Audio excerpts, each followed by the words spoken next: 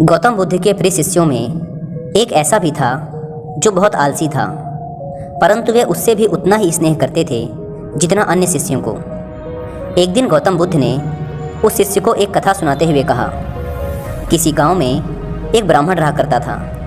वह बहुत ही अच्छा इंसान था, लेकिन उसके अंदर एक बहुत ही खराब आदत थी, काम को टालने की।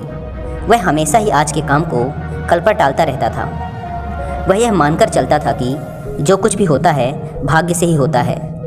वह बड़ा ही आलसी और कामचोर था। एक दिन एक साधु उसके घर आया।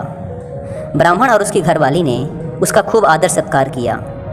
साधु ने चलते समय खुश होकर ब्राह्मण से कहा, तुम बहुत गरीब हो, लो मैं तुम्हें पारस पत्थर देता हूँ। 7 दिन के बाद मैं आऊँगा और इसे ले जाऊँगा। इस बीच तुम जितना सोना बनाना चाहो बना लेना। ब्राह्मण ने पत्थर ले लिया। साधु चला गया। उसके जाने के पश्चात ब्राह्मण ने घर में लोहा खोजा। उसे बहुत थोड़ा लोहा मिला। वह उसी को सोना बनाकर बेच आया और कुछ सामान खरीद लाया।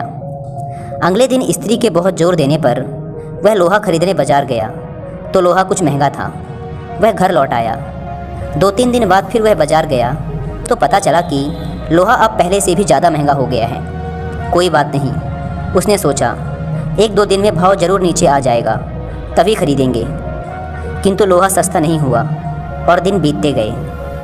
8वें दिन साधु आया और उसने अपना पत्थर मांगा तो ब्राह्मण ने कहा, महाराज मेरा तो सारा समय यूं ही निकल गया, अभी तो मैंने कुछ भी सोना नहीं बना पाया।